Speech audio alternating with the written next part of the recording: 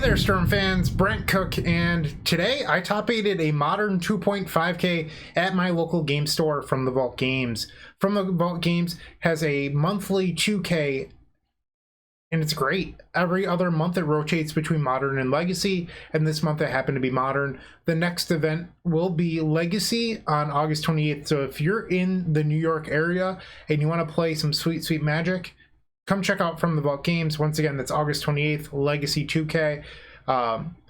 This event today was a 2.5K because it hit over 50 players. We actually got 70 players today for Modern. And if you've been following the channel at all, you know that I've been on the Lurrus Lotus Breach deck. And we're going to talk a little bit about that today. So shout outs to From the Vault Games. Smoothly handled event, 70 players, everything went really well. It was my second time using the companion app, and it went a lot smoother than I would have expected. Big fan of that system. Getting push notifications for smaller events is always really nice. I've had them for larger events due to the Top Decked app and things like that, but it was pretty nice for this, so I loved it. All right, so talked about how great From the Vault Games is. And before the event, sorry, I have a bunch of slides here that I want to go through. There we go. There's me and my good friend Jordan. You can see I am still wearing the same clothes that I was wearing earlier today. Took out my contacts, but here I am. Shoutouts to Jordan. Jordan also made top 8 today playing Burn. Don't normally shout out Burn players because I hate that deck in Modern, but Jordan's a cool dude and a From the Vault Games employee. So all around great day. And before I show you the deck, I'm going to do a little bit of shilling. So if you're not a member already, consider it. You get to see talking's difficult, sorry. You get to see all videos early until the end of August, and yeah, it's just a great way of supporting us. So if you want to do that, that button is right next to the subscribe button. And I was actually told today that on mobile, that button isn't next to the subscribe button. So if you're someone that views on mobile, you can open up the description to any single video here on this channel, and in that description towards the bottom you will find a join this channel for access to sweet perks or something along those lines, it says, and then a link. Click on that link and you can become a member that way. I wasn't aware that it just doesn't show up on mobile, so my apologies for the last few weeks of memberships being available but not realizing this. So yeah, sorry about that. But if you're looking to support us in a way that is free, because memberships start at $4.99, you can always subscribe, and if you're already subscribed, like and comment, get us into that YouTube algorithm. I would greatly appreciate it. We also have sweet donation decks here at the Epic Storm. Go check those out. That is theepicstorm.com/donation decks. You can donate to see your combo deck featured here on this very channel. Show us what you got. You can even join me in the Epic tier if that's what you're interested in. Show off your sweet deck, but come on here and explain why your card choices and etc. make sense. Give the people what they want. You can also just go directly to theepicstorm.com/shop. Tons of sweet Storm swag and card singles. We're running out of token packs, so go check those out. Speaking of which, we have 7 of these left, so if you want one, come grab them. They're $12 for 54 combo tokens. You get 20 Storm, 10 black, 10 red, 5 blue, 3 of the rest, and that's what I've got. So once again, only 7 left. Come grab them. All right, enough shilling. Let's go through this. So this is the deck list that I played today. It's a little bit different from the video that I recorded. What day was that? Thursday. That went live yesterday. Yesterday was Friday, so a little bit different. So in the comment section on that video, a lovely viewer of the channel, I'm sorry, I didn't look up your name before I recorded this, suggested, why not try a multiple AVE plan? What a fantastic idea, and I truly mean that. I don't know why, but it just never clicked in my head. Part of the beauty of having multiple empties is that you can still get access to Lurrus and post-board games. That said, with the power level of Modern and even Legacy, really, empty hasn't aged super well, but AVE has. So yeah, it's just been terrific. So you board an AVE, you lose access to Lurrus, but whatever. It's just been so good. So it made my brain churn quite a bit, and I reconstructed the deck a little bit. So the first thing is 21 lands. If you watch that video that went live on Friday, you'll notice that there was multiple games where I kept one landers and they didn't pan out. I don't know if it was just me running hot today or the matches yesterday. I played 3 leagues yesterday after that YouTuber mentioned the Ave plan. I went 4-1, 4-1, 3-2. And I was like, okay, I'm sold on the multiple Aves. I really played a lot of Magic last night preparing for today's 2K. But something I did in all 3 leagues was I went up to 21 lands. And I cut the main deck Pact to Negation, unfortunately. And I first moved it to the board in the place of where the Inquisition currently is, but we'll get to that in a second. So I started playing with 21 lands. I feel like most of the games that I lose with this deck are because I keep 1-landers and then I don't hit the second land, which is partially my own fault. I could be more aggressive with mulliganing.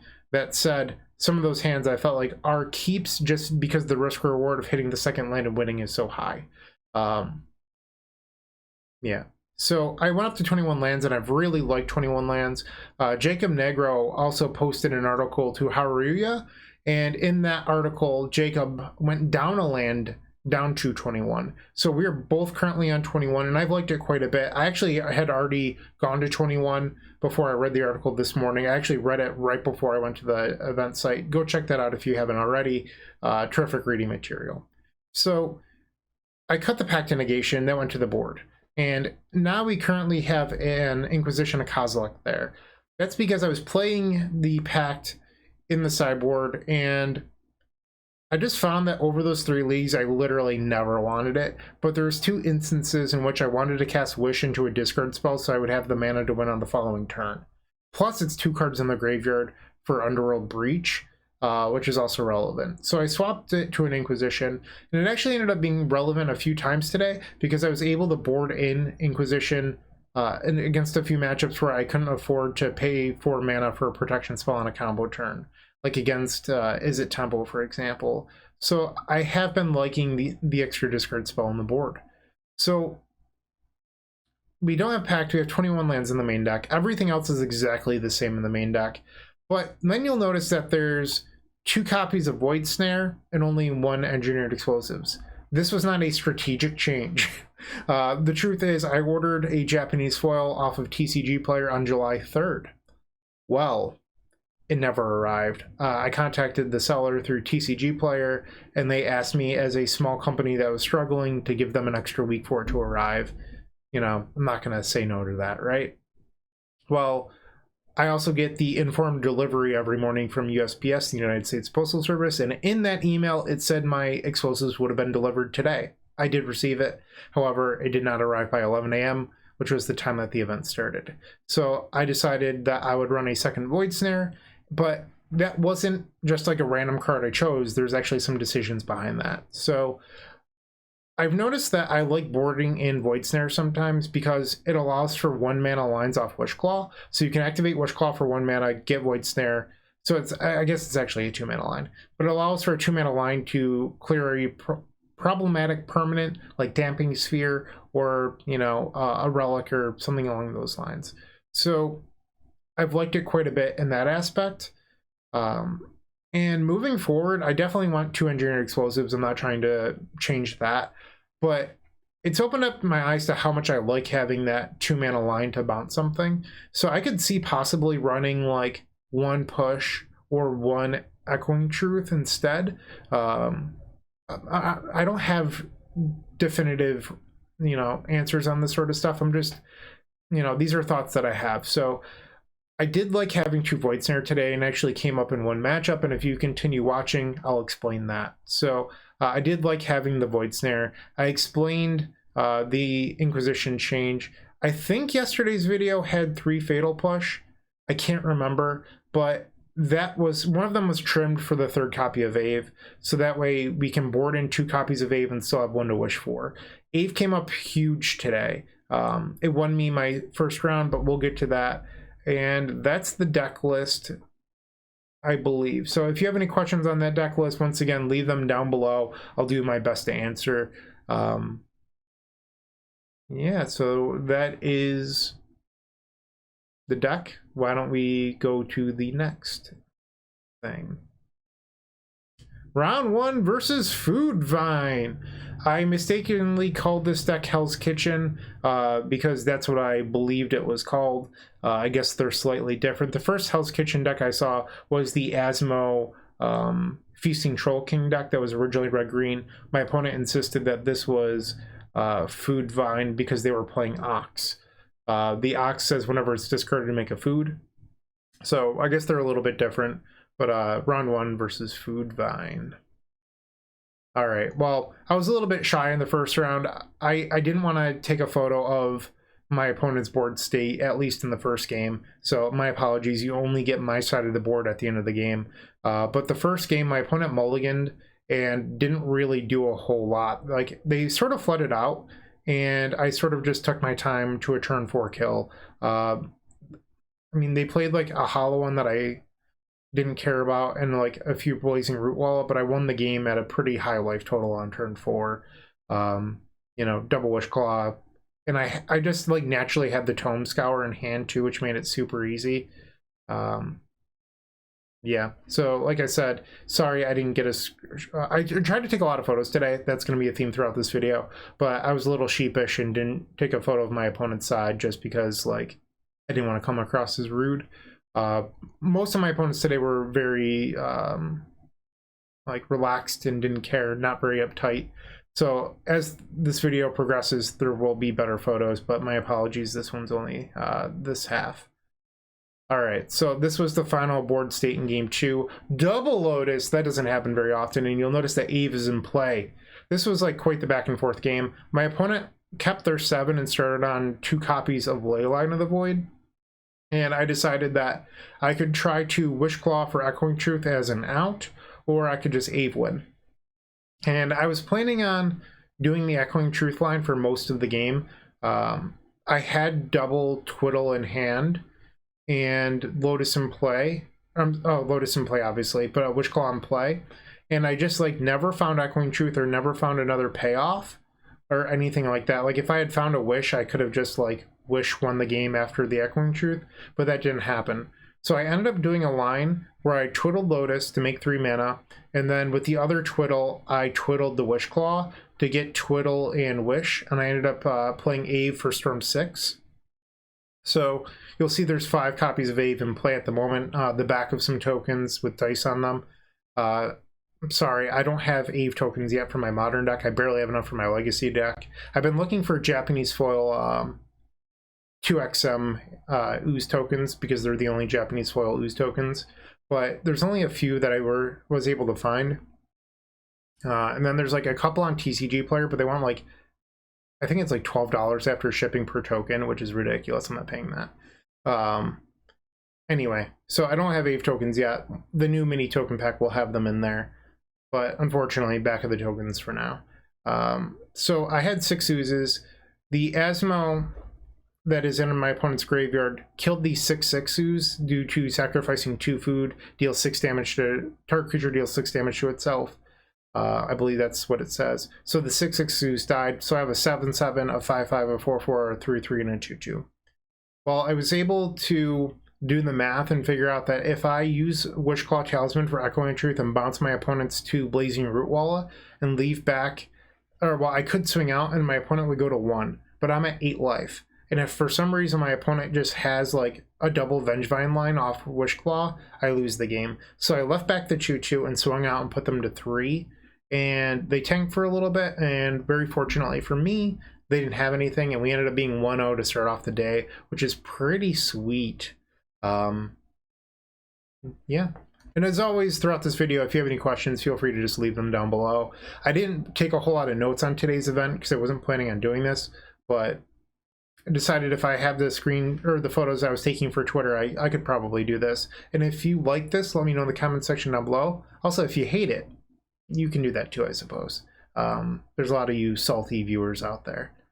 But that was round number 1. Humans against my good friend Thaddeus. So humans, obviously, Thalia is kind of a concern.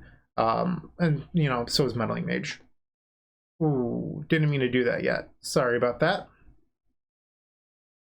All right, so this was the board state at the end of game number 1.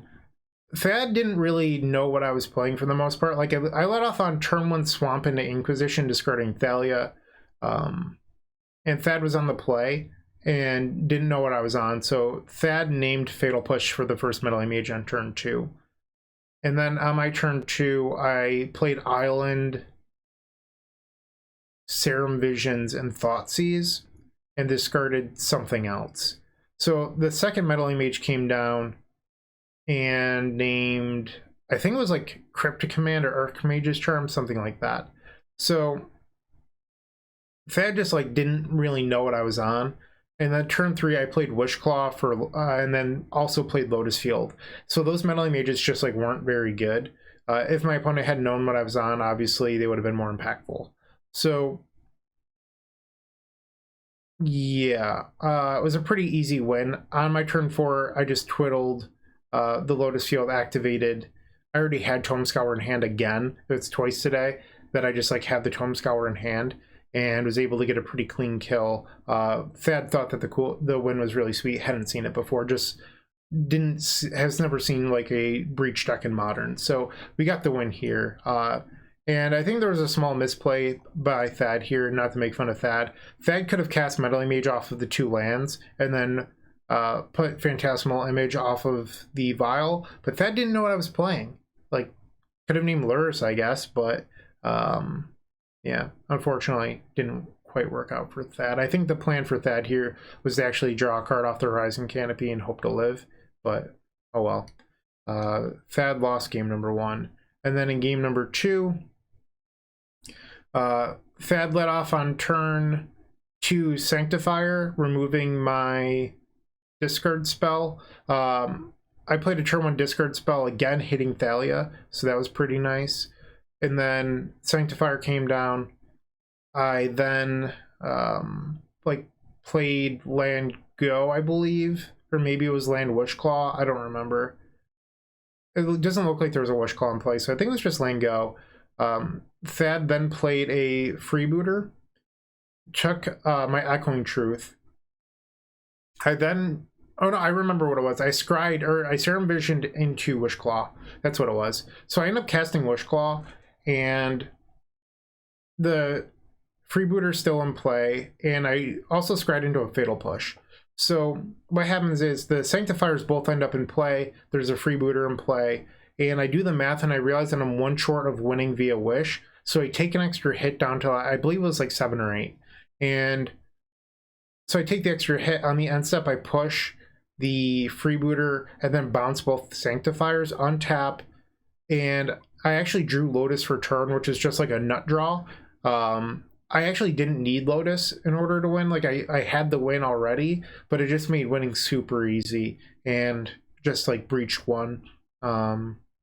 Yeah, so that fortunately put me to 2-0. Sorry, like I said, I didn't take great notes on this. I just mostly took pictures at the end of games. All right, round 3 was Heliod Company. I had no clue what my opponent was on. Going into my first 2 rounds, I had a pretty good idea of what my opponents were playing. This person was a complete unknown to me. So once again, I didn't know this person. I felt a little sheepish taking a photo of their stuff at the end of game number 1. But this game was like sort of a slog, and it was a lot of fun. I led off on turn 1 Swamp. I'm sorry, that's not true. I fetch shocked into Grave and then played Inquisition. And my opponent revealed like 4 lands, Arbor Elf, Spike Feeder, and Auriok Champion. I took the Spike Feeder, and they flooded pretty hard this game. And my hand was just like straight gas. It was like Underworld Breach, Wish, Twiddle, and a few cantrips, and like a land or something. So I ended up playing most of this game where I am just like, every single turn I am begging to draw Lotus because I just flat out win the game. And that doesn't happen. So on turn 3, I just put a Lurrus in my hand to decide that if my opponent's like also flooding, because I had played a bunch of baubles early and saw all their draws were also lands, that if that was going to be the thing, I could like maybe use Lurrus to 1, stop them from attacking me, and 2, draw some cards off baubles. So Lurrus actually stayed in play for like 4 or 5 turns drawing cards with baubles, and it was really nice. But they played the Ranger Bios, which can silence you.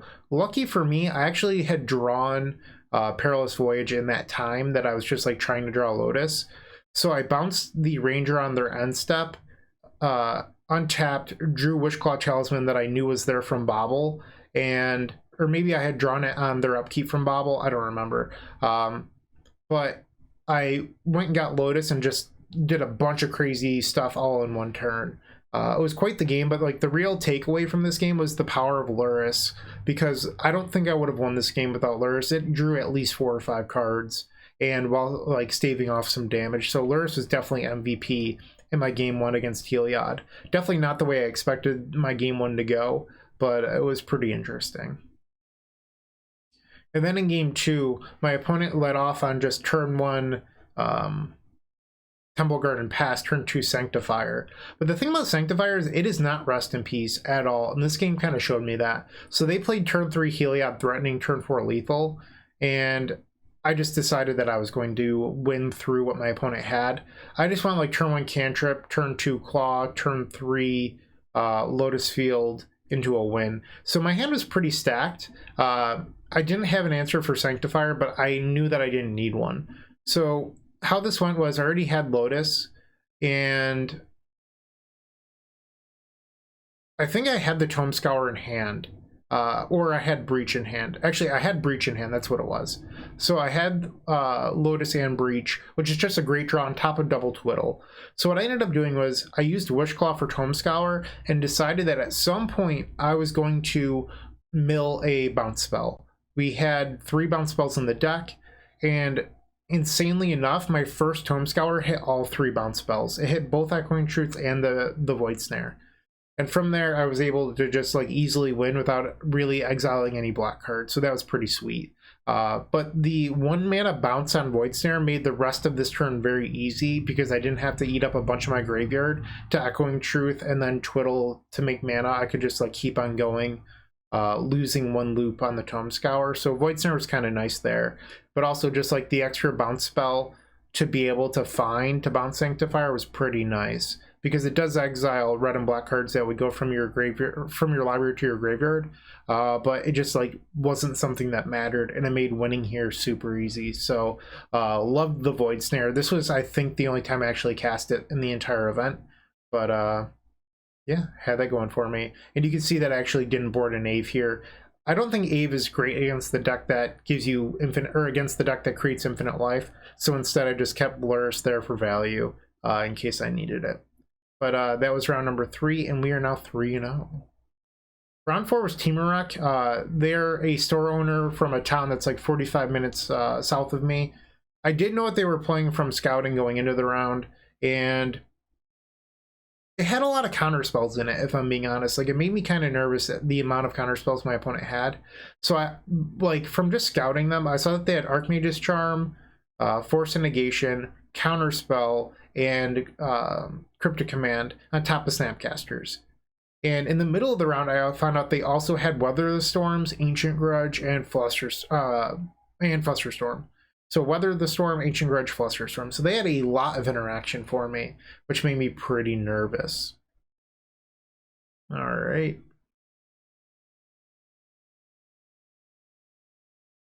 Okay, so yeah, this is the end of game number... what game was this? Oh, I messed this up. Is this going to be... I might have messed up my slide here. I think this was the end of game number 3. Oh, I remember what it was. I only got the picture of game number 3. Okay, so sorry about that. Old person brain, can't remember 12 hours ago.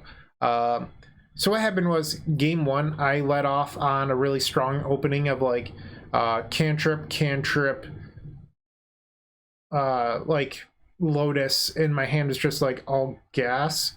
And they played a turn 4 Corrosion Reclamation and then just passed. And I had stacked an Inquisition on top, Inquisition them, and their hand was like Ren and 6, 3 lands, and a counter spell. I took the counter spell and just like dunked. It was so easy. I showed them the loop. They wanted me to go through it for a little bit so they understood it, and they're like, yeah, you definitely got this. Went to game 2. Game 2, I lost game 2. It was one of 3 games I lost on the day. And game 2 was a situation where my opponent had like Ancient Grudge, some card that didn't matter in hand. I remember it just not being a relevant piece of cardboard, and then an Archmage's Charm. And on my end step, they cast the Charm. So they cast Charm, they draw 2, and then they take a draw for turn, and then they play a land.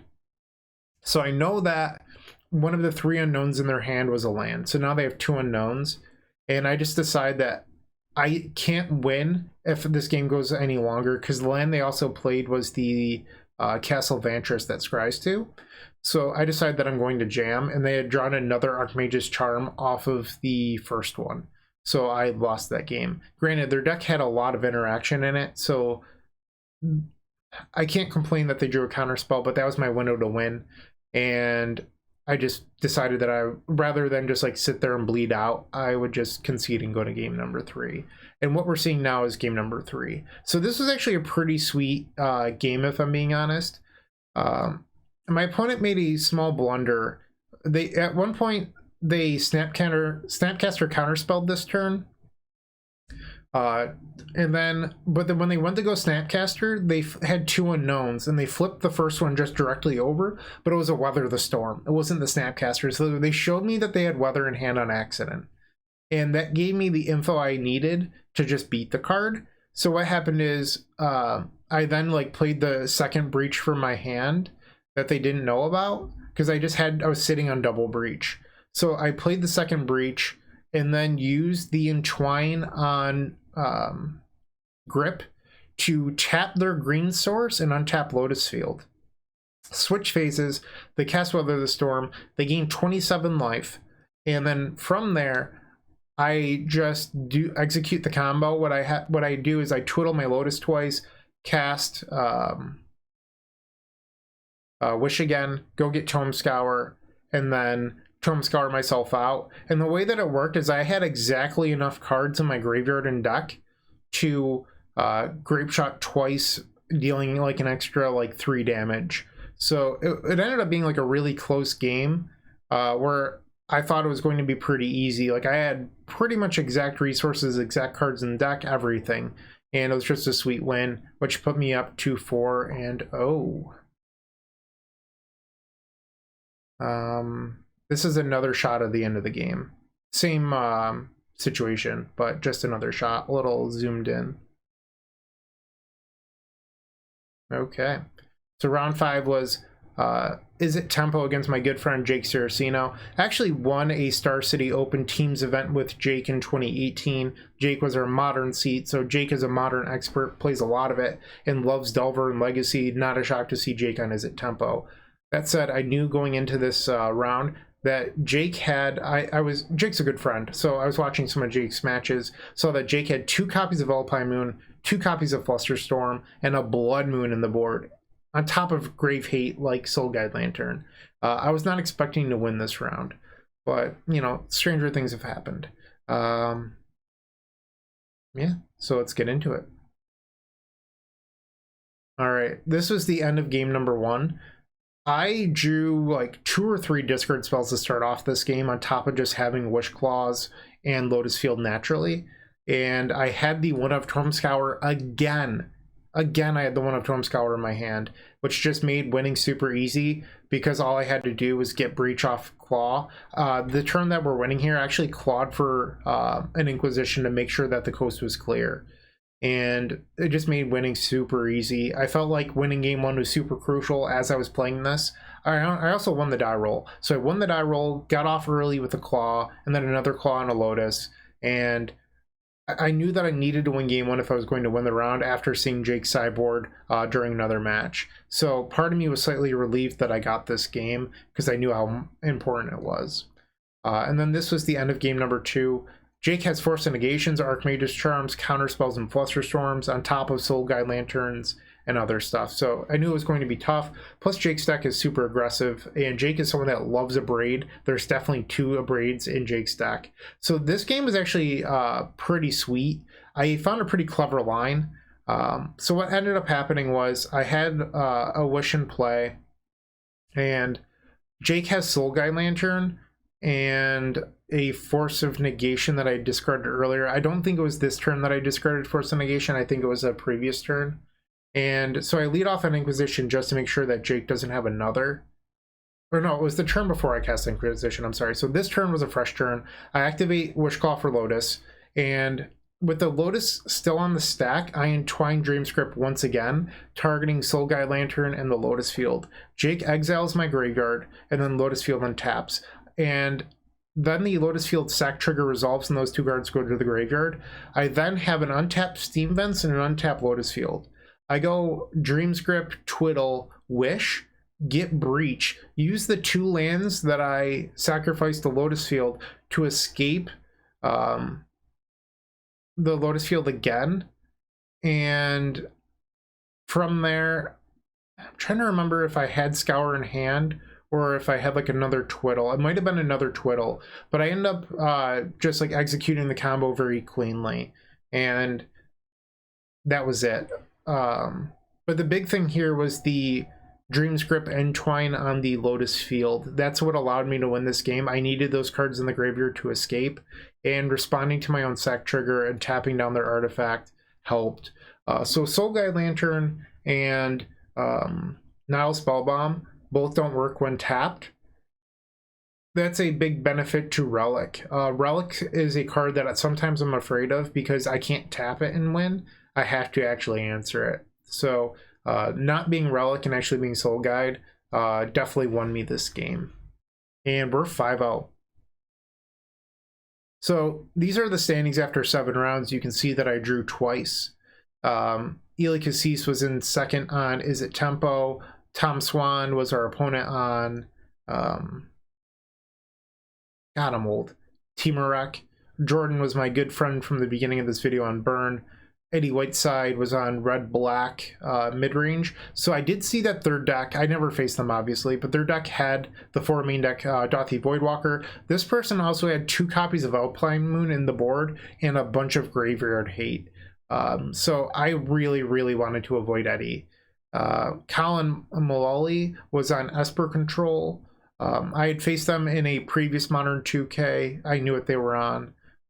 Michael Law was on a Esper Affinity deck. I wanted to face them. I saw their board in the middle of the event. They didn't have much. They had like 2 Canonists and that was it.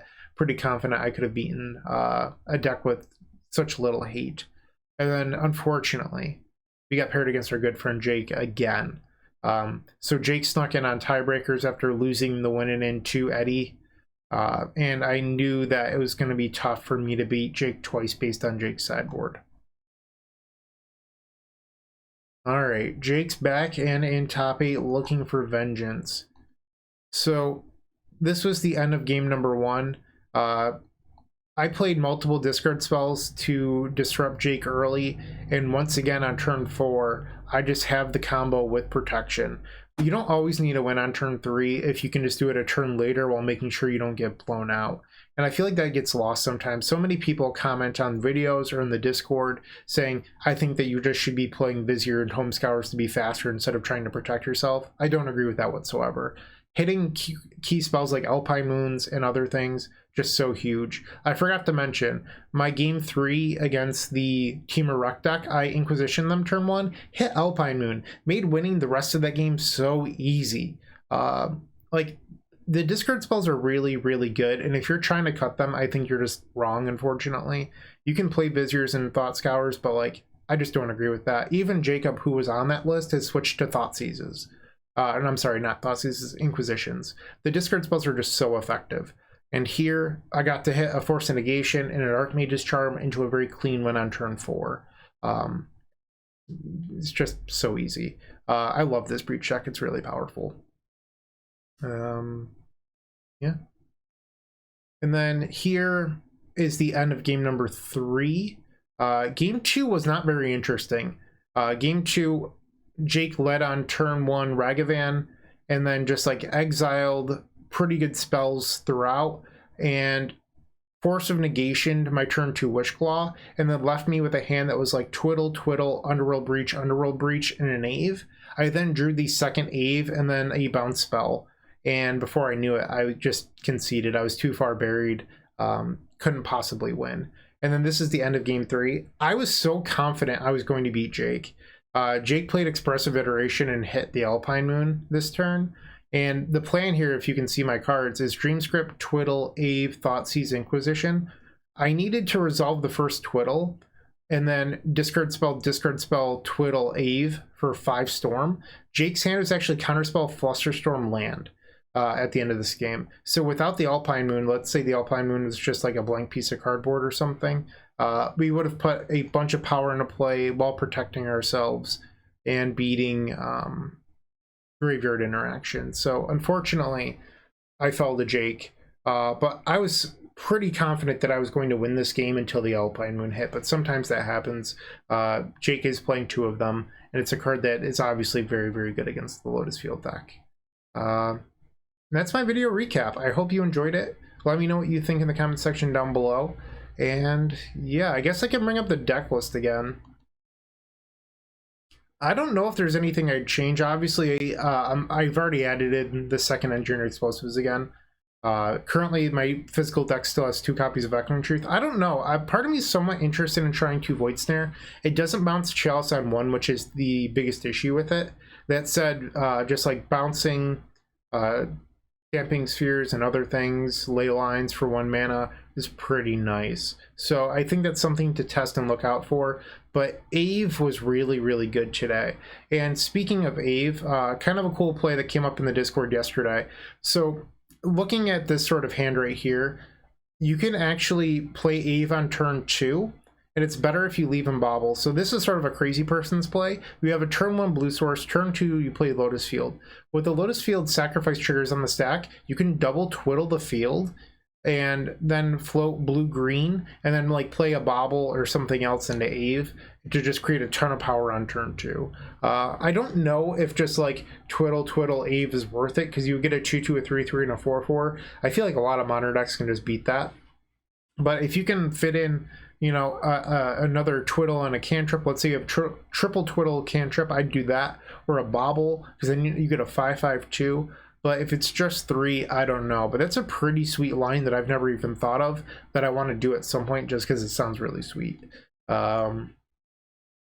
Yeah, so shout outs once again to From the Vault Games, great game store. And if you're interested in 2Ks, make sure you check out their information. I guess probably the easiest way to follow them is their Facebook page. Yeah, so hopefully you enjoyed this video. Keep storming. Make sure to like and subscribe. See ya. Hey, Bryant Cook here. I hope you enjoyed this video. If you did, please like and subscribe, but also follow the social media channels down below. If you want to support this content directly, I would recommend going to theepicstorm.com/shop. And if you need a little bit of assistance with the Epic Storm to get to that next level, I would recommend going to theepicstorm.com/tutoring. Don't worry, there's more great content coming right up.